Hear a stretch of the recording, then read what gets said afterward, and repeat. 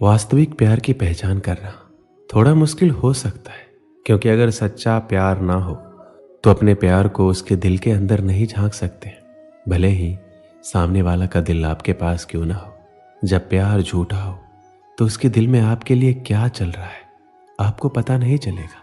लेकिन ये नहीं है कि अभी सच्चा प्यार बाकी नहीं है, अभी भी सच्ची मोहब्बत है, बस पहचानने की जरूरत है। जिसे भी सच्ची मोहब्बत मिलती है उसकी जिंदगी गुलाब के फूलों की तरह महक जाती है और जिंदगी रंगों से भर जाती है। इस महक में बहुत सारी चीजें शामिल हो सकती है, जैसे इसमें आपके भावनाओं की गहराई, सहयोग, विश्वासघात ना करना, संघर्ष की क्षमता, खुशी की संतुष्टि, संयम और निष्ठा, शांति और समझौता शामिल होते हैं। आइए आपको प्यार की 5 ऐसी निशानी बताते हैं जो आपकी जिंदगी खराब होने से बचा सकती है।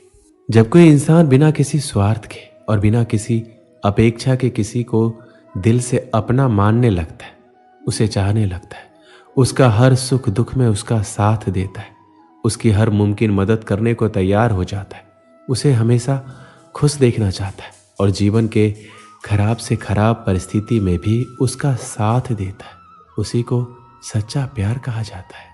सच्चा प्यार आपके साथी को आपकी भावनाओं का महत्व होता है। वह आपकी सुनता है, समझता है, सम्मान करता है।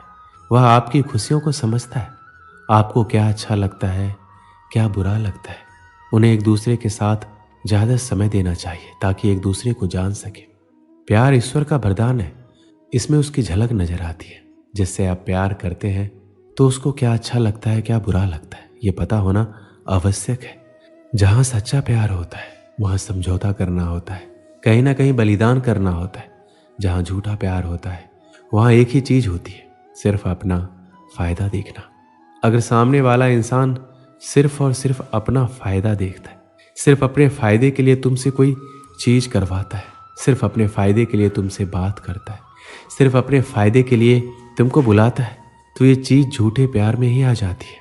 फायदा कुछ भी हो सकता है, शारीरिक, मानसिक और भावनात्मक रूप से भी, और वह फायदा सिर्फ अपने लिए ही करता है और हर एक चीज इसलिए करवाता है या करता है क्योंकि उससे उसको फायदा होता है, उससे खुशी मिलती है। तो ये चीज गलत है। जैसे वह इंसान तुमसे तभी बात करता है जब वह फ्री रहता है, जब वह बोर होता है तभी आपसे बात करता है, और जब फ्री नहीं होता है तो आपसे बात नहीं करता है। वह तभी कॉल करता है जब उसको आपसे गलत तरीके से बात करनी होती है। जाहिर सी बात है कि ये झूठा प्यार है, लेकिन तुम इसलिए खुश हो जाते हो कि देखो उसने मुझे कॉल किया, मैसेज किया, और ये सोचना कि वह आपसे प्यार करता है आपकी बेवकूफ़ी है। जहाँ सच्चा प्यार होता है वहाँ हम सामने वाले की रिस्पेक्ट करते हैं। जहाँ प्यार है वहाँ रिस्पेक्ट होना ही चाहिए, और जहाँ रिस्पेक्ट होता है वहीं प्यार होता है। अगर दो लोग एक दूसरे से मोहब्बत करते हैं लेकिन एक दूसरे की रिस्पेक्ट नहीं करते तो वह प्यार नहीं है, चाहे तुम उसके लिए कुछ भी कर दो। लेकिन अगर रिस्पेक्ट नहीं करते हो तो ये बहुत ही बुरी चीज़ है। जहाँ पर सच्चाई रहेगी वहीं पर सच्चा प्यार भी होगा, जहाँ पर झूठ होगा वहाँ पर झूठा प्यार होगा।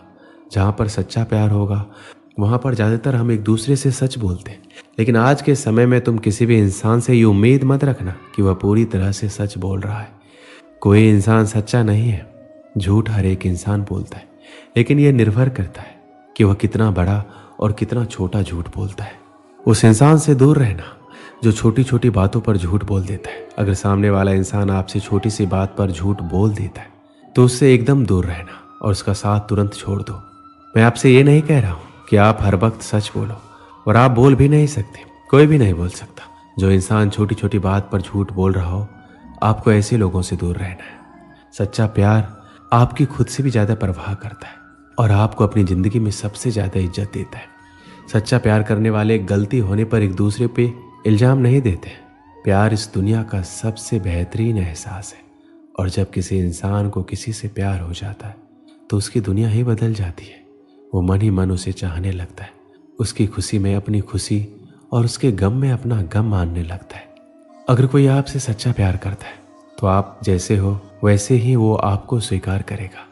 वो आपकी तुलना किसी और के साथ करके आपको नीचा दिखाने की कोशिश नहीं करेगा। आप में जो कमियां हैं या जो गलतियां आपसे हो रही है उसके बारे में वो आपसे खुलकर बात करेंगे, और आपको सुधरने का मौका देंगे, ना कि आपकी कमियों और गलतियों की वजह से आपको छोड़ देंगे। अगर कोई आपसे सच्चा प्यार करता है तो वो आपको कंट्रोल में रखने की कोशिश नहीं करेंगे, वो आपके ऊपर किसी भी तरह का दबाव बनाने की कोशिश नहीं करेंगे। अगर वो आपसे सच्चा प्यार करते हैं तो वो आपके पीठ पीछे किसी के साथ आपकी बुराई नहीं करेंगे। आपसे सच्चा प्यार करने वाला इंसान हमेशा आपकी और आपके भावनाओं की कदर करेगा, आपकी हमेशा इज्जत करेगा, आपको सम्मान देगा। वो कभी आपको दुख नहीं पहुंचाएगा और आपकी भावनाओं को ठेस नहीं पहुंचाएगा। एक बार एक बहुत ही बड़ा नेता एक साधु के छोटे से आश्रम में गया। वह साधु के बारे में बहुत सुना था, तो उसके मन में आया कि मैं एक बार जाकर देखता हूँ कि लोग उसकी इतनी तारीफ क्यों करते हैं। जब वह उस आश्रम में गया तो वहाँ पर एक छोटा सा कमरा था जहाँ पर एक कालीन बिछा हुआ था। वहाँ पर कुछ लोग नीचे बैठे हुए थे और साधु जी सामने बैठे थे। कुछ सवाल जवाब चल रहा था। वह नेता उस आश्रम में आया और उस नेता के साथ में 4 बॉडीगार्ड भी थे और उसकी ये आदत थी कि जहाँ पर वह जाता था लोग अपनी जगह से खड़े हो जाते थे और उसकी तरफ देखते थे, हाथ जोड़ते थे और सर झुकाते थे। लेकिन यहाँ पर ऐसा कुछ भी नहीं हुआ। साधु व्यस्त होने के कारण उसकी तरफ देखा तक नहीं। तभी नेता को लगा कि ये मेरी बेइज्जती है और वह इस बात से गुस्सा हो गया। नेता ने थोड़े गुस्से से साधु की बात को बीच में काटते हुए कहा, मैं आपसे कुछ कहना चाहता हूँ। साधु ने उसकी तरफ देखा और बोला, आप थोड़ा रुकिए, पहले मैं इनके इस सवाल का जवाब दे दूँ, उसके बाद मैं आपसे बात करता हूँ। तब तक आप अगर चाहे तो आप बैठ सकते हैं। बस साधु का इतना कहने की ही देरी थी। नेता का चेहरा गुस्से से लाल हो गया। फिर उसने अपना सारा गुस्सा साधु पर निकाल दिया। अभी तक वह नेता बहुत ही तमीज से आप कह के बात कर रहा था, लेकिन अब वह तू तड़ाक पर उतर आया। नेता ने उस साधु को कहा, तुझे पता भी है मैं कौन हूं और तू किससे बात कर रहा है? साधु ने उसकी तरफ देखा और कहा, मुझे कोई फर्क नहीं पड़ता कि आप कौन हैं, लेकिन आप जो कोई भी हैं, अगर आप चाहते हैं कि मैं आपके इस सवाल का जवाब दूं या आपसे बात करूं तो आपको कुछ देर रुकना होगा। और साधु के ये कहते ही नेता गुस्से से पागल हो गया और वहीं सबके सामने चीखने चिल्लाने लग गया, अब मैं तुझे तेरी असली औकात दिखाऊंगा। तूने मुझसे पंगा लेकर ठीक नहीं किया, तुझे पता भी है मैं तेरे बारे में क्या सोचता हूं। साधु ने फिर से नेता की तरफ देखा और बड़े ही प्रेम से कहा, मुझे कोई फर्क नहीं पड़ता कि आप मेरे बारे में क्या सोचते हैं, आप जो चाहे वो मेरे बारे में सोच सकते हैं। फिर नेता ने उससे कहा कि तू चाहे सुनना चाहता है या नहीं, लेकिन मैं तुझे यही सबके सामने बताऊंगा कि मैं तेरे बारे में क्या सोचता हूं। तू कोई साधु नहीं है, तू एक बहुत ही घटिया इंसान है, तू एक ढोंगी है, पाखंडी है। यहाँ पर जितने भी लोग बैठे हैं उन सबको बेवकूफ़ बना रहा है। तेरा बस एक ही मकसद है, इन लोगों की जेब में जितना भी पैसा है वह सब तेरे पास आ जाए। तू अपने फायदे के लिए लोगों का इस्तेमाल कर रहा है। अब मैं तुझे नहीं छोड़ने वाला हूँ, पूरी दुनिया के सामने तेरा पर्दाफाश करके रहूंगा। लेकिन उसके इतना बोलते ही हल्की सी मुस्कान उस साधु के चेहरे पे बनी रही। यह देखकर वह और भी तिलमिला गया और उसने कहा, अब बहुत हो गया, अब मैं यहाँ 1 मिनट भी नहीं रुकने वाला, लेकिन अभी भी तेरे पास मौका है। अगर मुझसे माफ़ी मांगनी है या मुझसे कुछ कहना है तो कह सकते हो। इतना सब होने के बाद भी साधु के चेहरे पर एक मुस्कान थी और वह बिल्कुल शांत था। फिर उन्होंने अपनी आंखें बंद की। फिर साधु ने अपनी आंखें खोली, हाथ जोड़े और कहा, मुझे आपसे कोई गिला शिकवा नहीं है, आपके लिए मेरे मन में कोई भी गलत ख्याल नहीं है। जो भी मेरे बारे में आपने कहा वह आपकी अपनी सोच थी, तो मुझे आप में कोई बुराई नजर नहीं आती है। मुझे आप बहुत ही भले इंसान लग रहे हैं। साधु के इतना कहते ही नेताजी का दिमाग 7वें आसमान पर पहुंच गया।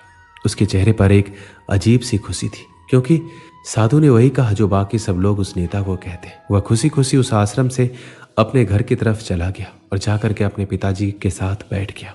उसके पिताजी ध्यान में थे। उन्होंने पूरी जिंदगी सिर्फ लोगों की सेवा की और बदले में कुछ भी उम्मीद नहीं किया। थोड़ी देर बाद जब उन्होंने आंखें खोली तो देखा अपने बेटे को अपने साथ बैठे हुए। उनके बेटे के चेहरे पर एक अजीब सी खुशी थी जो आज से पहले उन्होंने कभी नहीं देखी थी। फिर उसने एक एक करके सब कुछ बताया कि आज क्या हुआ, किस तरह वह आश्रम गया और वहां पे क्या हुआ, उसने क्या कहा और साधु ने क्या कहा। तब उसके पिताजी ने पूरी बात सुनी, थोड़ा सा मुस्कुराए और अपने बेटे की तरफ देखकर बोले, उन्होंने तुम्हारी तारीफ नहीं की, क्योंकि उन्होंने वह नहीं कहा जो तुम हो, उन्होंने वह कहा जो वह खुद है, और तुमने जो कुछ भी कहा वह तुम खुद हो, ना कि वह। यही बात वेदों में भी कही गई है, यथा दृष्टि तथा सृष्टि। ये दुनिया तुम्हें वैसी नहीं दिखती जैसी ये दुनिया है, ये दुनिया वैसी दिखती है जैसे तुम खुद हो। जिसकी नज़र जैसी है उसके लिए यह दुनिया वैसी ही है। अगर तुम अपनी दुनिया को बदलना चाहते हो तो उसका सिर्फ एक ही तरीका है, अपनी नज़र को बदलो। तभी इस दुनिया को तुम सही तरीके से देख पाओगे। दोस्तों, इस वीडियो में बस इतना ही। मिलते हैं अगली वीडियो में। अपना ख्याल रखिएगा। जय श्री कृष्ण।